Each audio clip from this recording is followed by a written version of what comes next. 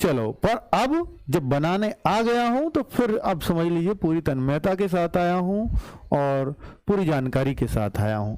चलिए यहां पर अब देखें तो बच्चे ये फॉर्म भरे जा चुके हैं। कोई सोचे कि मैं भी फॉर्म भरूंगा तो फॉर्म का चांस खत्म हो चुका है, यानी फॉर्म ऑलरेडी फिल्ड है। अंतिम तिथि थी फॉर्म भरने की, ये 12/6। तो और वैकेंसी कितनी थी बच्चों? ये 1468 पदों पे भर्ती थी। हालांकि जो पहली भर्ती हुई है 2018 वाली, वो 1900 पदों पर है, जिसकी कट ऑफ 210 के आसपास लोग आंक रहे हैं। ठीक है, वो 1900 पदों की थी और ये 1468 पदों पर है, तो इससे ज्यादा कंपटीशन तो इसमें रहना स्वाभाविक है।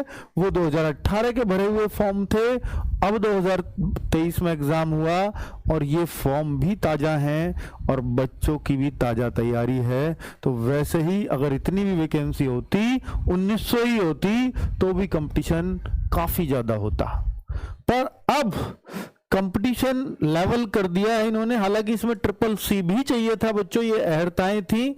CCC नहीं होगा आप पे फॉर्म भरने की डेट से पहले का, तो शायद आप वैसे ही रिजेक्ट कर दिए जाओगे। इसमें आयु, इसमें सब कुछ मैं बता ही चुका हूं पहले, अब ये बताने का अर्थ भी नहीं है क्योंकि फॉर्म भरे जा चुके हैं। बात है इस पर चर्चा करने के लिए आए हैं हम लोग कि भाई 100 प्रश्न आएंगे, 2 घंटे का पेपर होगा। ये पहले से ही पता था कि 100 प्रश्न आएंगे, 2 घंटे का पेपर होगा, 25% की नेगेटिव मार्किंग होगी। लेकिन जब सिलेबस आया बच्चों, तो ये सिलेबस था, अभी आया है 2-3-4 दिन पहले, जब से आप हमें कमेंट कर रहे हो तब से। तो ये सिलेबस आया है जो हम मैथ, रीजनिंग, इनकी जीएस की उम्मीद कर रहे थे। तो पंचायती राज व्यवस्था का इतिहास और उसके संबंध में संवैधानिक उपबंध। तो भाई राजस्थान के नागौर जिले से जो पंचायती राज व्यवस्था शुरू हुई थी, त्रिस्तरीय पंचायती राज व्यवस्था है, वही उसी से क्वेश्चन आपके 10 आ जाएंगे। तो पंचायतों का स्वरूप, वैसे भी बच्चों इसका नाम ही क्या है? ग्राम पंचायत अधिकारी, ग्राम विकास अधिकारी नहीं है, यहां पंचायत अधिकारी है।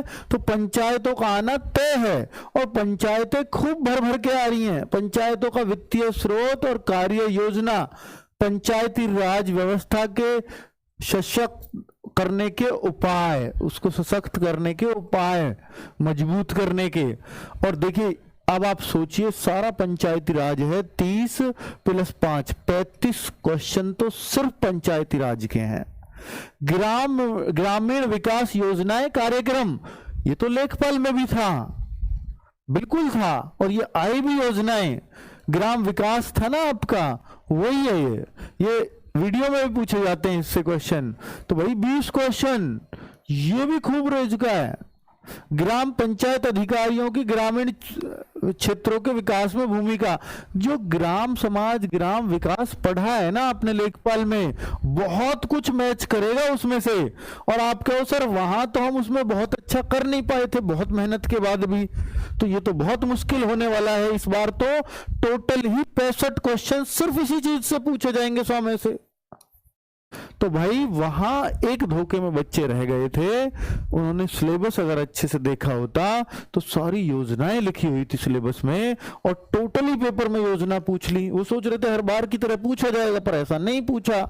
25 क्वेश्चन में से 20 क्वेश्चन तो सिर्फ योजनाओं के थे। तो यहां भी सब कुछ योजनाएं ही हैं।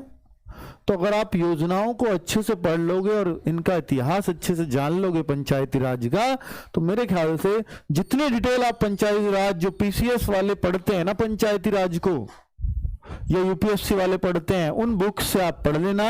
65 क्वेश्चन आपके बन जाएंगे, और ये तभी बन सकते हैं जब उनको गहराई में आप पढ़ सकते हो। ठीक है, हाँ 24 क्वेश्चन जो भी है, 24 थे, हाँ ठीक है। अब देखिए इसके अलावा क्या है, 65 क्वेश्चन के अलावा 15 ही क्वेश्चन है कंप्यूटर के।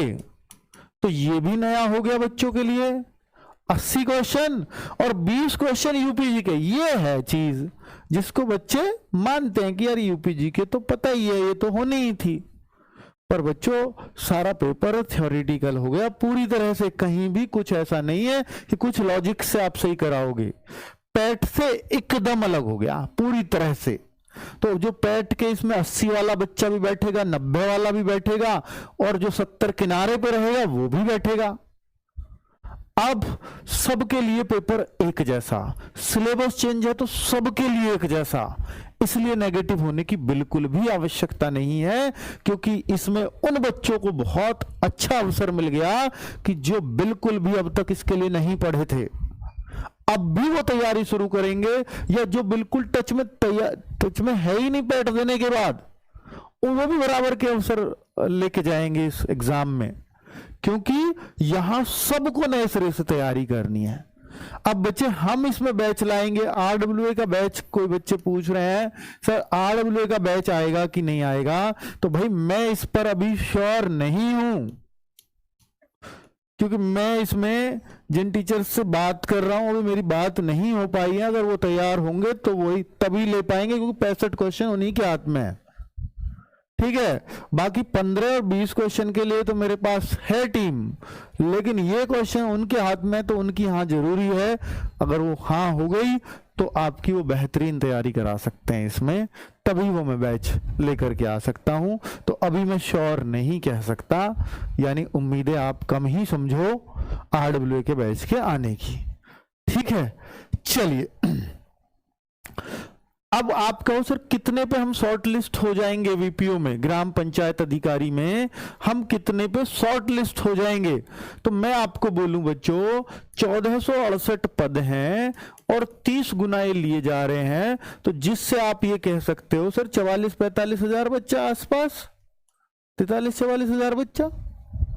अब 43-44 हजार मैं आपको इतना बता देता हूं कि बच्चों जब भी ट्रिपल सी मांगा जाता है ना, ये 30 गुना बच्चे है ना, 44 हजार की मैं कैलकुलेशन इसलिए नहीं करता क्योंकि बहुत सारे बच्चों ने अच्छे मार्क्स होने के बावजूद नहीं भर पाए, क्योंकि ट्रिपल सी नहीं है, क्योंकि आधों पे होता है आधों पे नहीं होता। तो इसलिए मैंने पहले भी बताया था कि जिनकी 88 हजार तक रैंक है, 88-89 हजार तक, यानी उनकी कट ऑफ इसकी 68-69 तक चली जाएगी, क्योंकि बहुत सारे अच्छे मार्क्स वाले बच्चे, लगभग आधे बच्चे फॉर्म नहीं भरेंगे, तब ये कट ऑफ इतने पे जाएगी। तो ये जो कट ऑफ है ये 68-69 प्लस या 70 के आसपास आप मान के चल सकते हो। जिनका इतना स्कोर होगा वो शॉर्ट लिस्ट होंगे और वो तैयारी अपनी बेहतरीन ढंग से कर दें शुरू, मतलब ये आप मेरा विश्वास मान के चल सकते हो। अब आप कहो सर एससी से, कोई जनरल से, कोई ओबीसी से, तो भाई यहाँ कट ऑफ में बिल्कुल भी ना के बराबर ही अंतर होता है, आप देख चुके हो लेखपाल में, ठीक है। क्यों नहीं होता अंतर वो मैं नहीं कह सकता, वो मैं नहीं बता सकता, क्योंकि गवर्नमेंट ये कहेगी हमने 15 गुना बोला है नोटिफिकेशन में, 15 गुने पे लगाएंगे ना इनकी कैटेगरी में, यही आ जाएगी, ऐसा उनका जवाब होगा। हम 30 गुना ले रहे हैं वो तो, क्योंकि डिक्लेयर इन्होंने 15 गुना किया है। अब वो किस हिसाब से लगाते हैं उसको कह पाना मुश्किल है बच्चे। अब आपको मैंने सब कुछ क्लियर कर दिया है। अगर आरडब्ल्यूए का बैच आना होगा तो 2-4 दिन में अनाउंस हो जाएगा, अगर नहीं आना होगा तो प्लीज अपनी तैयारी कर लीजिए, हमारे भरोसे मत रहिए, क्योंकि मैं एक टीचर के भरोसे ही यहाँ रहने वाला हूँ। अगर वो हाँ कर देते हैं तो मैं जरूर इसमें बैच ले आऊंगा, ठीक है बच्चों। नमस्कार।